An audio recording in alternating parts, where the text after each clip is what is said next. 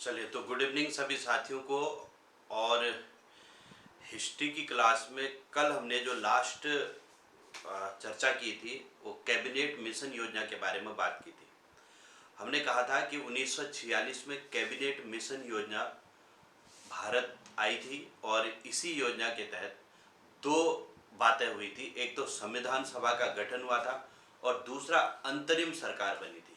सबसे पहले आप हेडिंग लिखो, संविधान सभा का गठन। संविधान सभा का गठन। सबसे पहली बात मैंने कहा कि कैबिनेट मिशन योजना के तहत, कैबिनेट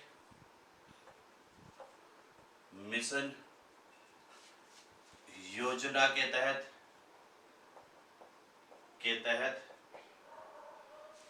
सन 1946 में संविधान सभा का गठन हुआ। संविधान सभा का गठन हुआ, ठीक है। अब संविधान सभा का गठन हुआ ये तो ठीक है। इस पर मैंने आपको बताया था संविधान सभा के लिए जो चुनाव है, देखो इसके चुनाव एक तो अप्रत्यक्ष रूप से हुए, अप्रत्यक्ष रूप से और जुलाई अगस्त 1946 में हुए। जुलाई अगस्त 1946 में हुए, ठीक है। अप्रत्यक्ष चुनाव थे और ये कब हुए? तो जुलाई अगस्त 1946 में हुए थे। अब दूसरी बात देखो, इसमें कुल कितने सदस्य थे? देखो सदस्य थे इसमें कितने सदस्य? 389 सदस्यों के लिए चुनाव हुए। अब इसमें 389 सदस्यों में ब्रिटिश भारत के कितने थे? ये मैंने सब आपको लिखा रखा है। वैसे ब्रिटिश भारत के 296 और देसी रियासतों के कितने थे? देसी रियासतों के 93। सही हो रहा है? हाँ, ठीक है। तो इस तरीके से 296 में भी 292 प्लस 4 थे। ये 292 प्लस 4 जो है चीफ कमिश्नरी क्षेत्रों के थे और देशी रियासतों के 93 सदस्य, ठीक है। अब इसमें देखो 10 लाख की जनसंख्या पर एक प्रतिनिधि को चुना गया था। 10 लाख की जनसंख्या पर एक प्रतिनिधि चुना गया। और ये जो चुनाव था ना ब्रिटिश प्रांतों का, ये तो हुआ अप्रत्यक्ष चुनाव, जबकि ये वाला चुनाव इनको मनोनीत किया गया था। इनको क्या किया गया था? मनोनीत। देशी रियासत के क्या किए गए थे? मनोनीत। 10 लाख की जनसंख्या पर एक प्रतिनिधि चुना गया और हैदराबाद रियासत ने चुनाव में भाग नहीं लिया। पूछा जाता है कि किस रियासत ने चुनाव में भाग नहीं लिया? तो हैदराबाद की जो रियासत थी इसने इस चुनाव में भाग नहीं लिया था, ठीक है। इस बात को भी ध्यान रखना है, ये भी पूछा जाता है। तो ये भी इससे संबंधित इंपॉर्टेंट फैक्ट हो गया। अब इसमें इस चुनाव का परिणाम क्या रहा? चुनाव परिणाम यहां पर लिख दे रहा हूं, ठीक है। चुनाव परिणाम, इसका रिजल्ट क्या रहा? ये तो इतने सदस्यों के लिए चुनाव हुआ, अब उसमें इसका रिजल्ट क्या रहा इसको समझना। इसमें कांग्रेस को मिली 208 सीटें। कांग्रेस को कितनी सीटें मिली? 208। अब देखो ध्यान देना, ये कितने सदस्यों के लिए चुनाव हुआ? तो 296। ये तो मनोनीत कर रखे हैं तो इसका कोई मैटर नहीं है, ठीक है। कांग्रेस के 208, मुस्लिम लीग को 73 सीटें मिली। मुस्लिम लीग को कितनी सीटें मिली? तो 73 मिली। अब इसके अलावा निर्दलीय कितने जीते? तो 8। निर्दलीय जीते 8 और विभिन्न दलों के जीते 7। विभिन्न दलों के प्रतिनिधि जीते 7। अब इसको आप काउंट करो तो ये टोटल 296 आ जाएगा। देखो 8 दूनी 16 और 16 17 18 19 और 7 26, ठीक है। 6 26 की 6 हो गया और 7 और 2 9 और 2 ये हो गया 296। ये 296 सदस्यों के लिए जो चुनाव हुआ उसमें कांग्रेस को 208, मुस्लिम लीग को 73, निर्दलीय को 8 और विभिन्न दलों को 7 सीटें प्राप्त हुई थी, ठीक है। और इसमें मैंने आपको बताया था कि सामान्य वर्ग को कितनी सीटें मिली। इस चुनाव में जो है सामान्य जो जनरल सीटें थी, जनरल सामान्य वर्ग को, इस 296 में जनरल वर्ग को 213 सीटें मिली। 213 इसमें सामान्य मतलब जनरल वर्ग के थे, और मुस्लिम वर्ग के कितने थे, तो मुस्लिम 79 चुने गए थे। ये भी ध्यान रखेंगे, मुस्लिम कितने, 79, किस में से, टोटल 296 में से जनरल 213, मुस्लिम 79, और सिख कितने चुने गए, तो चार जो है सिख चुने गए थे इस चुनाव में। ये भी ध्यान रखें। ये मतलब कास्ट के आधार पर कह लो या धर्म के आधार पर, ठीक है। सामान्य वर्ग के 213, मुस्लिम 79 और सिख 4 चुने गए, टोटल 296। पार्टी के हिसाब से कांग्रेस को 208, मुस्लिम लीग को 73, निर्दलीय 8, विभिन्न दलों को 7। ये सब मैंने पॉलिटिकल में पढ़ा रखा है, वही चीज पढ़ा रहा हूं मैं आपको। आप पॉलिटिकल को वाला पढ़ लेना, उससे आपको जब दोबारा उसकी कोई जरूरत ऐसी नहीं है, ठीक है। और इसमें महिला सदस्य कितने चुनी गई थी, तो 15। ध्यान रखेंगे, इसमें संविधान सभा के लिए महिला सदस्य कितनी चुनी गई, महिला सदस्य चुनी गई थी 15, लिखाया है। और एससी भी लिखा रखा है, एसटी भी याद है। एससी के कितने 26 और एसटी कितने 33, 26 और 33, 26 और 33। ये मैं ऑलरेडी आप लोगों को वहां पर चीजें सारी लिखा रखी हैं, इनको आप लोग ध्यान रख लेना। देखो एक बार फिर से सुनो, जिन लोगों ने पॉलिटिकल नहीं पढ़ी थी वो लोग थोड़ा सा ध्यान देना। हमने क्या कहा, संविधान सभा का गठन कैबिनेट मिशन योजना के तहत सन 1946 में हुआ, पहली बात। दूसरी बात, इसके लिए चुनाव हुआ संविधान सभा बनाने के लिए। जैसे विधानसभा, लोकसभा ऐसे चुनाव होते हैं ना, वैसे ही इसके लिए भी चुनाव हुआ। लेकिन ये चुनाव कैसा रहा, अप्रत्यक्ष, इनडायरेक्ट इलेक्शन था, ठीक है। और ये चुनाव कब हुआ, जुलाई अगस्त 1946 में हुआ। इसमें सदस्य कितने थे, टोटल 389 सदस्यों के लिए चुनाव हुआ। जैसे यहाँ विधानसभा में होता है ना 70 विधायकों के लिए चुनाव होता है, वैसे ही 389 सदस्यों के लिए चुनाव हुआ। संविधान के लिए लिखने के लिए एक संविधान सभा बनाई जा रही थी, तो उसके लिए चुनाव हुआ। इसमें ब्रिटिश भारत के 296 और देसी रियासतों के 93 सदस्य चुने जाने थे टोटल, ठीक है। जो ब्रिटिश भारत के सदस्य, इनका चुनाव तो अप्रत्यक्ष हुआ। देसी जो रियासत थी उनके चुनाव कैसे हुए, उनको मनोनीत किया गया। अब देखो टोटल जो 10 लाख की जनसंख्या पर एक व्यक्ति को चुना जाना था, और हैदराबाद रियासत ने इस चुनाव में भाग नहीं लिया था, ठीक। अब चुनाव हुआ इन सदस्यों के लिए, कितने सदस्यों के लिए, 296 के लिए चुनाव हुआ। तो चुनाव का रिजल्ट क्या रहा, कांग्रेस की सीटें जीत करके आई, कांग्रेस कितने 208, मुस्लिम लीग कितने 73, निर्दलीय कितने चुने गए 8, विभिन्न दलों से कितने आए 7। तो टोटल ये 296 सदस्य चुन ले गए। ऐसे अगर कभी पूछ ले कि सामान्य वर्ग के कितने थे, तो 213, मुस्लिम कितने थे 79, सिख कितने थे 4, महिला सदस्य कितनी थी इन 296 में, तो 15, एससी कितने थे 26, एसटी कितने थे, तो 33। क्लियर हो गया। तो ये है इसके चुनाव की पूरी प्रक्रिया, इसको आप लोग ध्यान रखेंगे इसमें, और इससे अलावा आपको कुछ इसके अलावा लिखने की इसमें खास जरूरत नहीं है।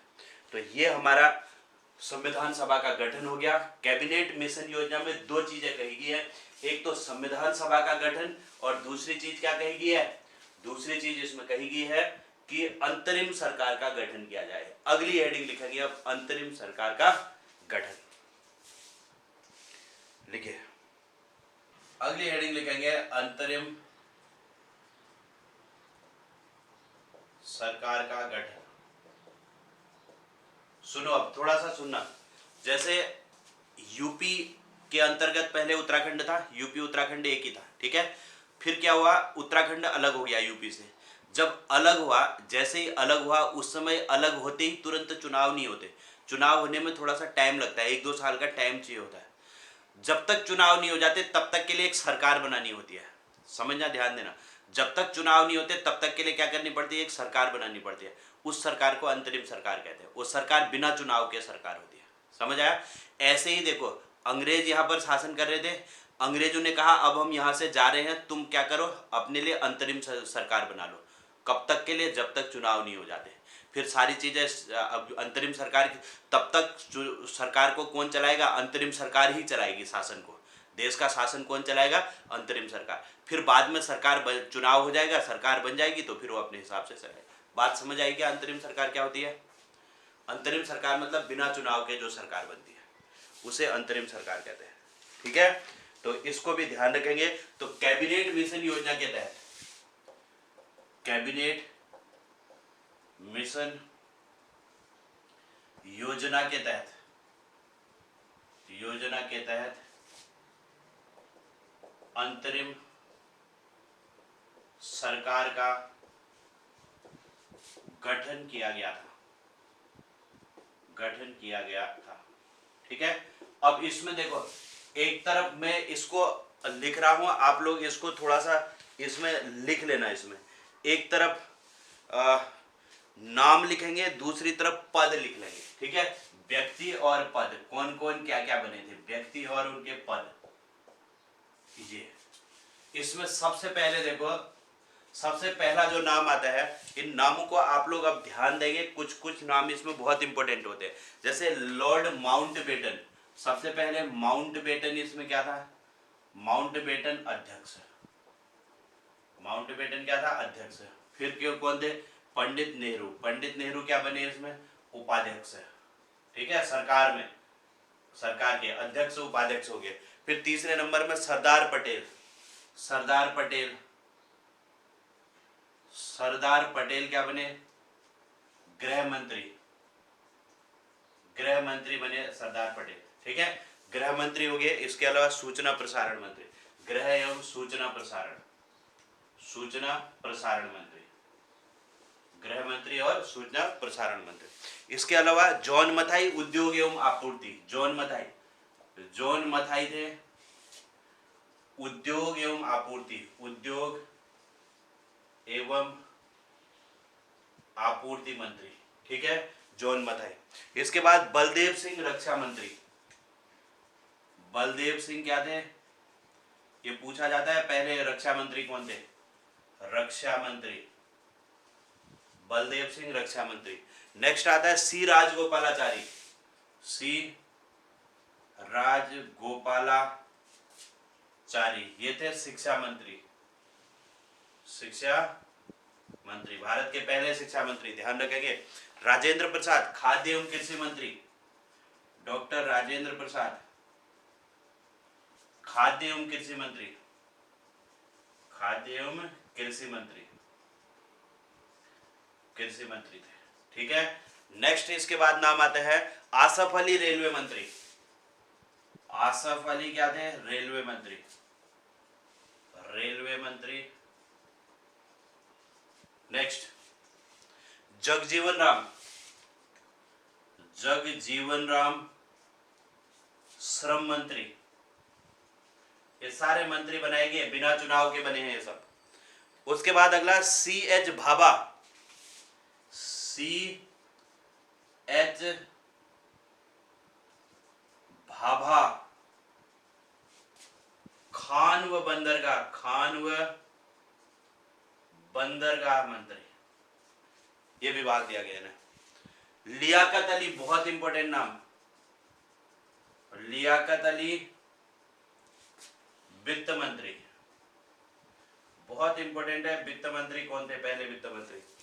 अब देखो इसके बाद कुछ नाम और हैं। आई चुंदरीगर, आई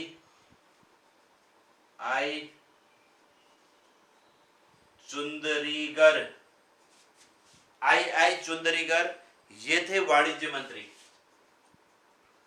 वाणिज्य मंत्री। और फिर अब्दुल रब निस्तार, अब्दुल रब निस्तार, अब्दुल रब निस्तार, ये थे संचार मंत्री, संचार मंत्री। और फिर आता है जोगेंद्र नाथ मंडल, विधि मंत्री। जोगेंद्र नाथ मंडल विधि मंत्री थे।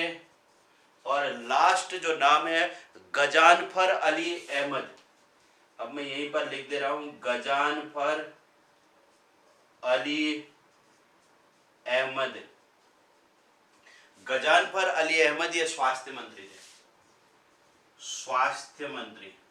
अगर नहीं दिख रहा हो तो यहां पर लिख दे रहा हूं, गजानफर अली अहमद, ये थे स्वास्थ्य मंत्री। ये लो, इतने जो है ये 2 2 4 1 5 ये 5 मुस्लिम लीग के सदस्य थे। 5 ये हो गए, 6 7 8 9 10 11 12 13 14 15, टोटल अंतरिम सरकार में 15 सदस्य थे। कितने सदस्य थे अंतरिम सरकार में? 15 सदस्य थे। ठीक है, सदस्यों की संख्या थी टोटल 15। अंतरिम सरकार में कितने सदस्य थे पूछा जाता है तो 15 सदस्य थे। तो इस बात को आप लोगों ने ध्यान रखना है। ये 15 सदस्य हैं, इसमें से कुछ कई बार पूछे जाते हैं, जिसमें अध्यक्ष, बिल्कुल अध्यक्ष कौन थे तो माउंटबेटन, उपाध्यक्ष पंडित नेहरू। देखो, अध्यक्ष माउंटबेटन, उपाध्यक्ष पंडित नेहरू, गृह मंत्री सरदार पटेल, उद्योग एवं आपूर्ति मंत्री जॉन मथाई, बलदेव सिंह रक्षा मंत्री, सी राजगोपालाचारी शिक्षा मंत्री, राजेंद्र प्रसाद खाद्य एवं कृषि, रेलवे मंत्री बहुत इंपॉर्टेंट है आसफ अली, और जगजीवन राम श्रम मंत्री। इसके अलावा सी एच भाभा खान एवं बंदरगाह, वित्त मंत्री बहुत ज्यादा पूछा जाता है, वित्त मंत्री लियाकत अली, और ये गजानफर अली अहमद जो है स्वास्थ्य मंत्री थे। विधि मंत्री जोगेंद्र नाथ मंडल।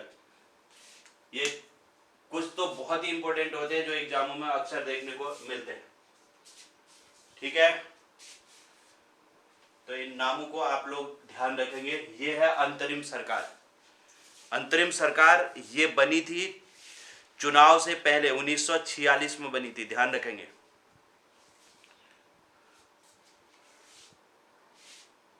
देश आजाद होने से पहले बनी थी अंतरिम सरकार, फिर देश आजाद हुआ उसके बाद फिर बनी अंतरिम सरकार, क्योंकि पाकिस्तान अलग हो गया, उसके बाद अलग से फिर अंतरिम सरकार फिर बनाएगी। ठीक है, लिखा सबने।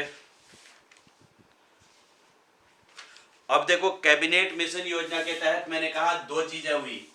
कैबिनेट मिशन योजना के तहत एक तो संविधान सभा का गठन हुआ और दूसरा अंतरिम सरकार बनी, 2 चीजें हुई। अब यहां पर क्या होता है, देखो, मुस्लिम लीग ने कैबिनेट मिशन योजना का विरोध किया। मुस्लिम लीग नहीं चाहती थी कि भाई इस तरीके से भारत को आजाद किया जाए, वो क्या चाहती थी, पाकिस्तान अलग किया जाए। भारत को आजाद करे या न करे, लेकिन पाकिस्तान अलग करे। उसका मुख्य उद्देश्य क्या था, पाकिस्तान को अलग करना। तो यहां पर मुस्लिम लीग ने कैबिनेट मिशन का विरोध किया। ठीक है, एक पॉइंट ये बहुत इंपॉर्टेंट है, मुस्लिम लीग ने कैबिनेट मिशन योजना का विरोध किया। अब देखो, आपने देखा कि इसमें जो अंतरिम सरकार बनी उसमें पंडित नेहरू को उपाध्यक्ष बनाया था, है ना, तो उसके विरोध में और 16 अगस्त 1946 को, और 16 अगस्त 1946 वेरी वेरी इंपॉर्टेंट डेट है ये, 1946 को प्रत्यक्ष कार्यवाही दिवस बनाया, कार्यवाही दिवस मनाया। ये प्रत्यक्ष कार्यवाही दिवस मनाया, मतलब डायरेक्ट एक्शन डे कहते हैं इसे, सीधे सीधे मतलब हमला करो, आक्रमण करो हिंदुओं पर। तो हिंदू मुस्लिम यहां से दंगे शुरू हो गए प्रत्यक्ष कार्यवाही दिवस के कारण। तो हिंदू मुस्लिम यहाँ से दंगे शुरू हो गए, और फिर इस दंगे में लाखों की संख्या में लोग मारे गए, और फिर जो यहाँ पर मुस्लिम थे वो पाकिस्तान को भागे, जो पाकिस्तान में हिंदू थे वो भारत की ओर भागे। तो इस तरीके से इसमें लाखों की संख्या में लोग मारे गए, और फिर देश को आज़ाद कर दिया गया, और माउंटबेटन योजना फिर इसके बाद लाई गई। तो अगली आती है माउंटबेटन योजना। माउंटबेटन योजना, अब यहां से आती है माउंटबेटन योजना। माउंटबेटन योजना कब आई तो 3 जून 1947, इसकी प्रॉपर डेट क्या है, 3 जून 1947 को माउंटबेटन योजना आई। होता क्या है, देखो, अंतरिम सरकार में जब नेहरू को आमंत्रित करने के कारण मुस्लिम लीग ने क्या किया, यहाँ पर प्रत्यक्ष कार्रवाई दिवस बना दिया। तो इसमें जो है पूरे देश में सांप्रदायिक दंगे हो गए। अब यहीं से समझना, प्रत्यक्ष कार्यवाही दिवस के बाद, दिवस के कारण पूरे देश में दंगे हो गए, दंगे हो गए। ठीक है, ऐसे में प्रधानमंत्री एटली ने घोषणा की कि 1948 तक भारत को आजाद कर दिया जाएगा, आजाद कर दिया जाएगा, ये घोषणा की थी और माउंट बेटन को वाइसराय बनाया गया, वाइसराय बनाया गया। इसी को क्या कहा गया, माउंट बेटन योजना के नाम से जाना गया, क्योंकि उसी ने इसकी घोषणा की कि जो प्रधानमंत्री एटली है उन्होंने जो है देश को आजाद करने की बात यहाँ पर कह दी गई है। ठीक है, तो अब इस योजना में प्रावधान क्या था, इस योजना के तहत भारत को आजाद कर उसे भारत पाकिस्तान दो अधिराज्यों में बांटा जाएगा, दो अधिराज्यों में बांट दिया जाएगा। ये इसमें कहा गया, किसमें, माउंट बेटन योजना। इसमें कहा गया कि भाई 1948 से पहले जो है भारत को आजाद कर दिया जाएगा और आजाद करके भारत को दो भागों में बांट दिया जाएगा, एक भारत और एक पाकिस्तान। और साथ में यह कहा कि देसी रियासतें जो है और देसी रियासत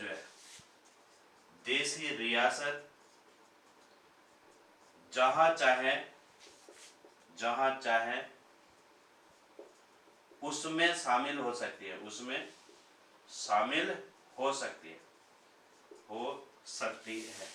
तो ये बात इसमें कहेगी, ये बात किस में कहेगी, माउंट बेटन योजना। अब इस बात को एक लीगल रूप देने के लिए एक फिर लास्ट में विधेयक पास किया गया, जिसे कहते हैं भारतीय स्वतंत्रता अधिनियम 1947। तो लास्ट आता है भारतीय स्वतंत्रता अधिनियम 1947। इसके बाद अगली हेडिंग लिखेंगे भारतीय स्वतंत्रता अधिनियम 1947। अगला है भारतीय स्वतंत्रता अधिनियम 1947। इसमें एक बात ध्यान रखनी है कि ये कब संसद में लाया गया, इस पर क्वेश्चन पूछा जाता है। 4 जुलाई 1947 को भारतीय स्वतंत्रता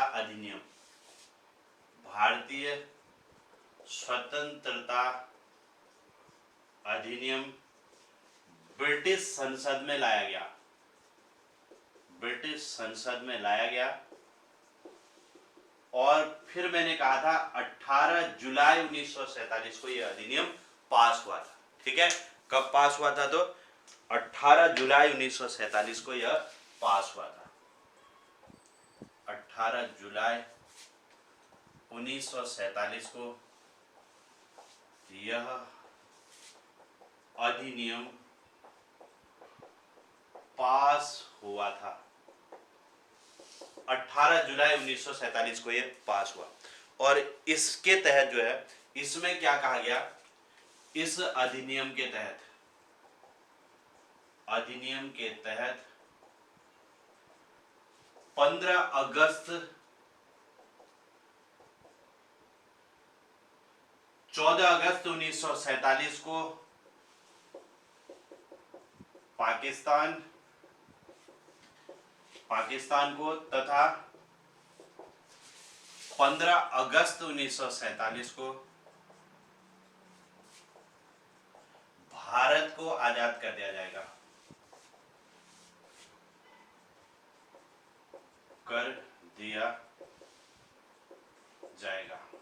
ठीक है। और दोनों के अलग अलग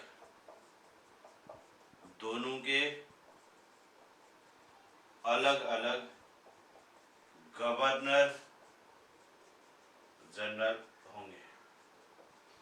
अब इसको समझना, देखो, एक भारत है, एक पाकिस्तान, दोनों के देखो एक गवर्नर जनरल और प्रधानमंत्री, ठीक है।